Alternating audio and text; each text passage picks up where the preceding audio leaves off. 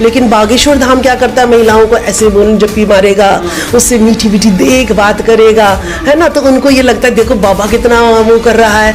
बिस्मिल्लाहिर्रहमानिर्रहीम, अस्सलाम वालेकुम नाज़रीन। दोस्तों, एक हिंदू औरत राजबाला ने बाबा बागेश्वर धाम पर एक इल्ज़ाम लगाया है कि जो भी औरत उनके पास आती है वो उनके साथ बहुत मीठी मीठी बातें करते हैं और उनको गले लगाते हैं।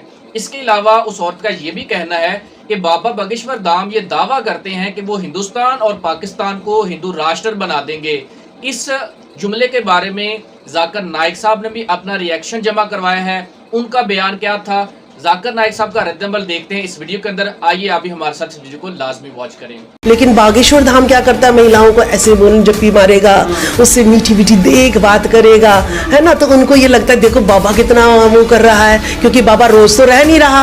रोज वो लड़की रह रही थी तो कहता नहीं नहीं नहीं जाओ आप। धीरेन्द्र शास्त्री पर जो है संविधान के तहत FIR हो जानी चाहिए, इसको जेल भेज देना चाहिए। कि जब बाबा साहब ने प्रस्तावना में लिखा हुआ है संविधान में कि ये धर्म निरपेक्ष देश है, सबसे ज्यादा काम ये औरतों पे करते। औरतों के वो जैसे मैं पाखंडी बना दिया इन्होंने, मुझे कल्पना में ही डरा डरा के मारा। भाई सोमवार का व्रत करोगे तो अच्छा पति मिलेगा, और जो है शुक्रवार को व्रत करोगे तो लक्ष्मी लक्ष्मी आएगी, ठीक है। तो इस तरीके से डरा डरा के अंधविश्वासी बना बना के ये महिलाओं को शिक्षा से दूर रखते थे। अब एक ने कहा जी बाबा मेरा तो जो है ना पति के साथ तो मन लगता ही नहीं। बाबा आप में ही मेरी तो श्रद्धा है सारी की सारी। देखिए कैसे घर बर्बाद हो रहे हैं, जिनको ABCD भी ना शिक्षा की पता, ना जो है राजनीति की पता, ऐसे ऐसे जमूरों को लाके खड़ा कर देते हैं। जय श्री राम बोलने से, जय हनुमान बोलने से, जय बजरंगबली बोलने से इससे कुछ नहीं होता है। 4 लाख जिस देश में मंदिर बन रहे हैं, लेकिन यूनिवर्सिटी 2 भी नहीं बनती। ज्यादा मुखर है इस बात पे कि कुछ भी हो जाए हिंदू राष्ट्र की तरफ भारत जा रहा है और इस देश को हम हिंदू राष्ट्र बनाकर ही रहेंगे। और युवा इतना सपोर्ट कर रहा है, गाड़ियों पे अपने छल्ले वल्ले भी पहनता है, हिंदू हिंदू हिंदू। और आपने देखा भी होगा छवि जब मस्जिदों के बाहर जाते हैं भगवा लहराते हैं, तो वो चाहते हैं ना कि हो इतना सपोर्ट जो है। अगर एक दिन सारे भारत के टीवी बंद करवा दें, जितने भी ये बड़ी मीडिया वाले हैं, एक दिन इनको बंद करवा दो तो कोई हिंदू की बात नहीं करेगा, कोई मुसलमान की बात नहीं करेगा। फिर ये लोग आ जाएंगे शिक्षा पे, बेरोजगारी पे, और जो हमारी बहन बेटियों के आए दिन जो है बलात्कार हो रहे हैं और उनके साथ दुष्कर्म गैंगरेप होने के बाद उसके साथ जो बर्बरता हो रही है, इन मुद्दों पर लोगों का ध्यान आ जाएगा। लेकिन हर घर में जो ये टीवी बिठा रखा है ना, हर घर में टीवी लेके ये जो है ना बिठा रखे हैं, जो है ना जय श्री राम और जो है जय हनुमान। अब एक बात दिखाइए, कर्नाटका का चुनाव आया, मोदी जी ने कहा भाई बटन दबाओ, हनुमान जय हनुमान बोलो, और जो है ना बीजेपी जिताओ। जीत गई नहीं जीती। तो फिर तो इसका मतलब जय श्री राम बोलने से, जय हनुमान बोलने से, जय बजरंगबली बोलने से इससे कुछ नहीं होता है। होता है तो किससे होता है? काम करने से। अगर जनता ने कमल के बटन दबाए होते तो उसमें से कमल ही निकलता, क्यों कांग्रेस निकली? तो ये जो है ना जनता को पाखंडवादी अंधविश्वासी बनाकर जो है खुद सत्ता पे रहना चाहते हैं, खुद जो है 90% लोगों पे राज करना चाहते हैं, इसीलिए ये पाखंड फैला रहे हैं। फरमाया है सूरह निसा में सूरा नंबर 4 आयत नंबर 34 में कि अल्लाह ने मर्द को ज्यादा ताकत दी है। तो यहाँ हमारी जिम्मेदारी एक दर्जा ज्यादा है खवातीन की हिफाजत करने के लिए। तो यहाँ मर्द का दर्जा ताकत में ज्यादा है। दूसरी ओर जब बच्चों को वालिदैन से उसने सलूक करना होता है तो माँ का दर्जा 3 गुना बाप के दर्जे से ज्यादा है। यहाँ खवातीन ऊंची है मर्द से इस मामलात में।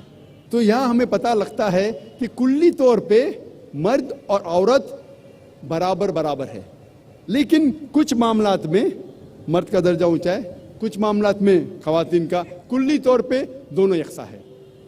ये था मुख्तसरन इस्लाम में खवातीन के हुकूक।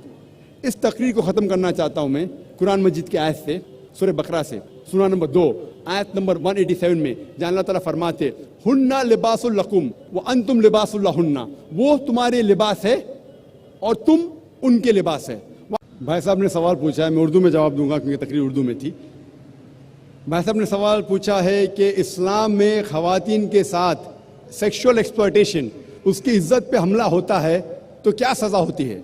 और मिसाल दी उनने कि पाकिस्तान के अंदर रेप के लिए, बलात्कार के लिए, ज़िना बिल जबर के लिए क्या सज़ा है, और ज़ियाउल हक का उसने एग्जाम्पल दिया कि 4 सबूत की ज़रूरत है, नहीं मिले तो इसीलिए रेप पाकिस्तान में बढ़ गई।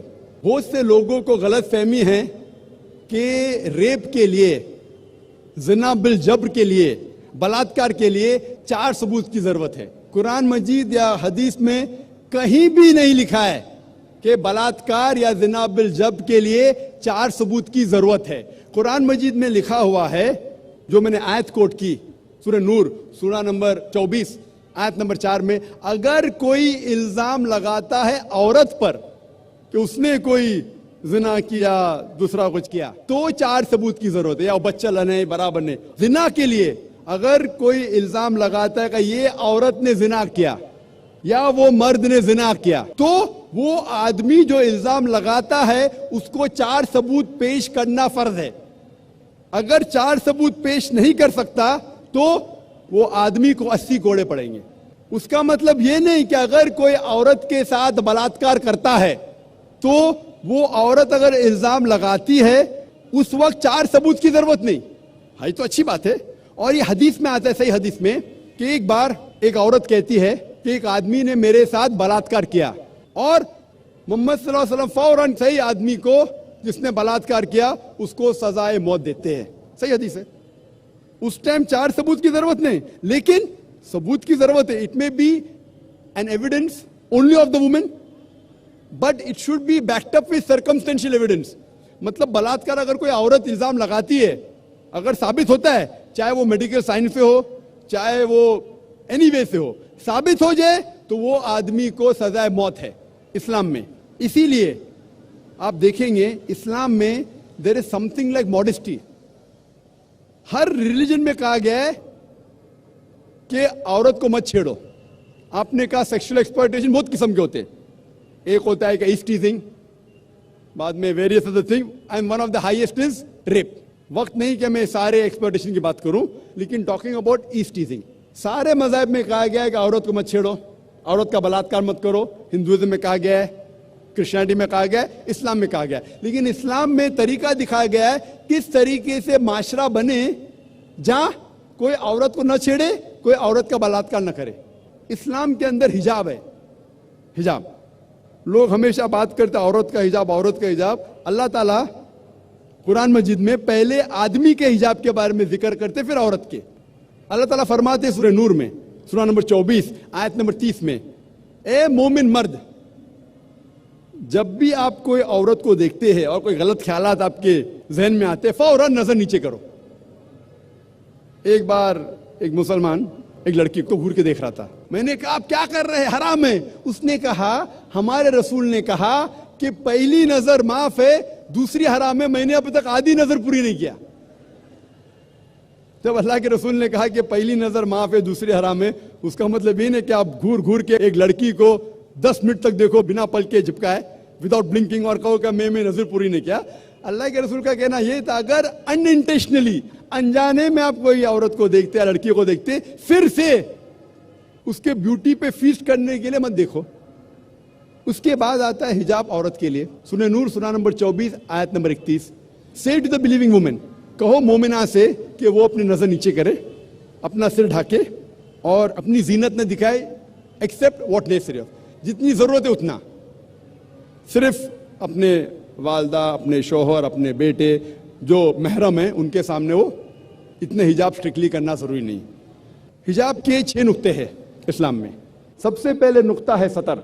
मर्द के लिए नाफ से लेके घुटने तक एक्सटेंट, खवातीन के लिए सारा जिस्म, सिर्फ चेहरा और हाथ टिल द रिस्ट, कलाई तक के खुले रह सकते, बाकी पूरा जिस्म ढका होना चाहिए। बाकी 5 नुक्ते मर्द और औरत के लिए यकसा है। दूसरा नुक्ता, कपड़े इतने पतले नहीं होना चाहिए ताकि आप उसके थ्रू देख सकें। It should not be transparent और ट्रांसलूसेंट।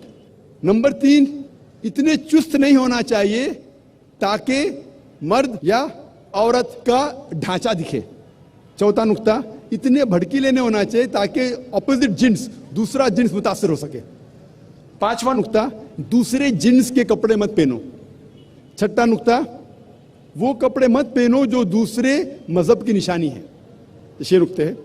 और अल्लाह के रसूल फरमाते सूरह अहज़ाब में सूरा नंबर 33 आयत नंबर 59 में 59 में अल्लाह फरमाते, ए नबी कह दो अपने बीवियों से, अपने बेटियों से, मोमिन औरतों से कि जब भी वो बाहर जाए तो एक क्लोक ओढ़े, जिलबाब ओढ़े, ताकि लोग उन्हें पहचान सके। No one should molest them, कोई उनसे छेड़खानी ना करे।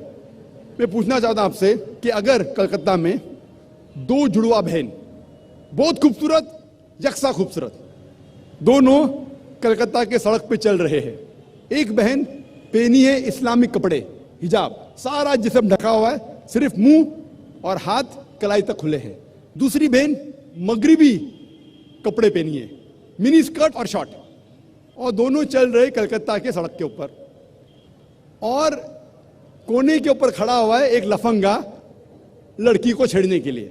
मैं आपसे पूछना चाहता हूं, वो कौन से लड़की को छेड़ेगा? वो बहन जो इस्लामिक हिजाब पहनी हुई कि वो लड़की जो मगरिबी मिनी स्कर्ट और शॉर्ट पहनी हुई? किसको छेड़ेगा? Obviously the one with obviously the one wearing the western cloth, the mini skirt and shorts. तो इस्लाम में सही कहा गया, हिजाब कहा गया है औरतों से, ताकि वो औरत को प्रोटेक्ट कर सके। और आप जानते हैं कि अमेरिका में जो हम समझते सबसे तालीम याफ्ता मुल्क है, सबसे ऊंचा मुल्क है, मोस्ट एडवांस कंट्री, आप जानते हैं वहां सबसे ज्यादा रेप होते। अकॉर्डिंग टू स्टैटिस्टिक्स ऑफ 1990 में FBI के स्टैटिस्टिक्स के हिसाब से ऑन एवरेज तकरीबन हर रोज 1756 cases of rape took place. हर रोज इतने बलात्कार हुए। 1996 की स्टैटिस्टिक्स से US डिपार्टमेंट ऑफ जस्टिस, हर रोज तकरीबन 2713 रेप हुए। 1990 में 1756, 1996 में 2713 में भी अमेरिकन को और मर्दानगी आई, बढ़ गया रेप, बलात्कार बढ़ गया। मैं पूछना चाहता हूं, अगर आप इस्लामिक शरीयत अमेरिका में इख्तियार करेंगे, अगर कोई आदमी खातून को देखता है, बुरे ख्यालात आते हैं, नजर नीचे करो, उसके बाद खातून सर से पांव तक ढकी रहना चाहिए, सिर्फ चेहरा या हाथ खुला रह सकता है। उसके बाद अगर कोई आदमी किसी का बलात्कार करता है, कैपिटल पनिशमेंट, डेथ पेनल्टी, सजा मौत। मैं पूछना चाहता हूं, बलात्कार की तादाद अमेरिका में बढ़ेंगी, वहीं के वहीं रहेंगी या घटेंगी? see the point about America. बढ़ेंगी, वहीं के वहीं रहेंगी या घटेंगी? मैं पूछना चाहता हूं आपसे। I cannot answer this. बढ़ेंगी, वहीं के वहीं रहेंगी या घटेंगी? अगर कोई आदमी बलात्कार करता है, और मैं सवाल पूछा हिंदू से, कई गैर मुस्लिम से पूछता हूं मैं कि अगर आपके वालदा का कोई बलात्कार करता है, हाइपोथेटिकल, और अगर वो बलात्कार करने वाले को आपके सामने लेके आया जाएगा, आप क्या सजा देंगे? 100% सब गैर मुस्लिम ने कहा कि मैं उसको सजाए मौत दूंगा। तो अपनी वालदा का कोई बलात्कार करता है, आपको सजाए मौत देने का है। दूसरी किसी वालदा का करता है तो आप बोलते हैं सजाए मौत इज अ मर्सीलेस पनिशमेंट, वो बहुत खतरनाक है। कोई गैर मुस्लिम ने कहा कि मैं तो उसको तड़पा तड़पा के मारूंगा। सबसे लीस्ट बलात्कार जो पूरे दुनिया में होता है वो सऊदी अरेबिया। क्यों? क्योंकि ये शरीयत वाला लागू है। पाकिस्तान कौन कहता है कि पूरा इस्लामिक मुल्क है? नाम का है पाकिस्तान।